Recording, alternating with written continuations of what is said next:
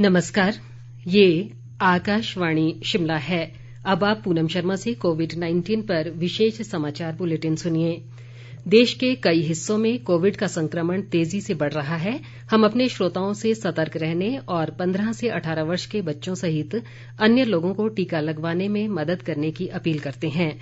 Corona virus का नया स्वरूप ओमिक्रॉन चिंता का कारण है। कृपया सुरक्षित रहने के लिए 3 सरल उपायों का पालन अवश्य करें। मास्क पहनें, 2 गज की सुरक्षित दूरी बनाए रखें, हाथ और चेहरा साफ रखें।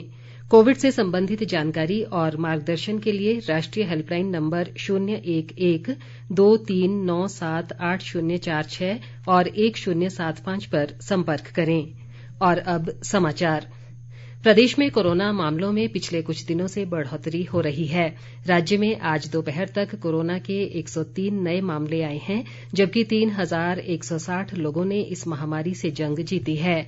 प्रदेश में इस समय कोरोना के 12,482 सक्रिय मामले हैं। इनमें से कांगड़ा जिले में सबसे अधिक 1,853, शिमला में 1,823 और सोलन जिले में 1,785 सक्रिय मामले हैं।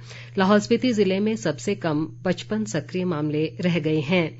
प्रदेश में आज दोपहर तक कोरोना से 2 लोगों की मौत भी हुई है, जिसे मिलाकर इस महामारी से मरने वालों की संख्या बढ़कर 3,929 हो गई है।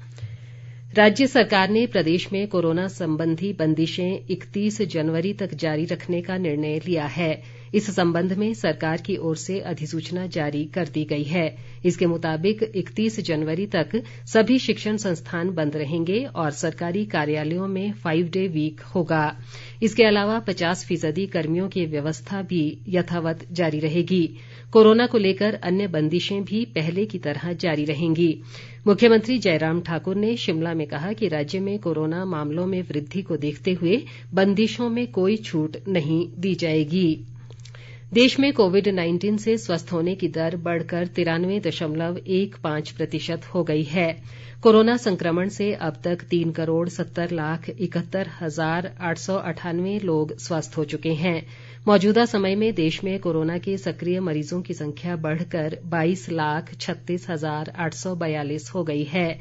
देश में कोरोना संक्रमितों की कुल संख्या 3,97,99,202 तक पहुंच गई है। संक्रमण से अब तक देश भर में 4,90,462 लोगों की मौत हो चुकी है। बीते 24 घंटों के दौरान देश में 2,55,874 नए मामलों की पुष्टि हुई है।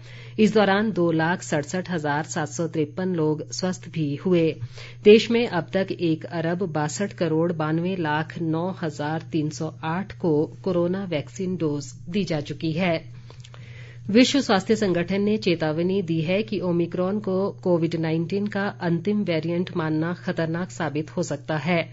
संगठन ने कहा कि कोरोना वायरस के और अधिक वेरिएंट सामने आने की आशंका है। विश्व स्वास्थ्य संगठन के कार्यकारी बोर्ड की बैठक के दौरान संयुक्त राष्ट्र स्वास्थ्य संगठन के महानिदेशक एधनॉम घेब्रेयेसस ने कहा कि परीक्षण और वैक्सीन जैसे उपायों के व्यापक उपयोग से ही इस वर्ष महामारी के घातक दौर से उबरना संभव होगा। उन्होंने सूक्ष्म जीव रोधी उपचारों के खिलाफ प्रतिरोधी क्षमता से निपटना, मानव स्वास्थ्य पर जलवायु परिवर्तन के घातक असर और तंबाकू का इस्तेमाल कम से कम करने जैसे वैश्विक स्वास्थ्य मुद्दों पर संगठन की उपलब्धियों का भी उल्लेख किया, लेकिन कहा कि महामारी के घातक दौर से उबरना सामूहिक प्राथमिकता होगी। श्री घेब्रेयेसस ने कोरोना संक्रमण से निपटने में अनुशासित और एकजुट प्रयासों की अपील की। केंद्रीय स्वास्थ्य व परिवार कल्याण मंत्रालय ने बच्चों और किशोरों में कोविड संक्रमण से निपटने के लिए संशोधित व्यापक दिशा निर्देश जारी किए हैं। मंत्रालय ने संक्रमण की गंभीरता के बावजूद 18 वर्ष से कम उम्र के बच्चों को एंटीवायरल या मोनोक्लोनल एंटीबॉडी नहीं देने की सिफारिश की है। दिशा निर्देशों में कहा गया है कि बिना परामर्श, कोविड लक्षण के बिना और हल्के लक्षण वाले मामलों में स्टेरॉयड का उपयोग हानिकारक है।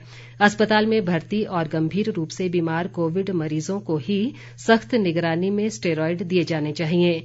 दिशा निर्देशों में कहा गया है कि स्टेरॉयड का इस्तेमाल सही समय पर सही खुराक के रूप में और सही अवधि के लिए किया जाना चाहिए।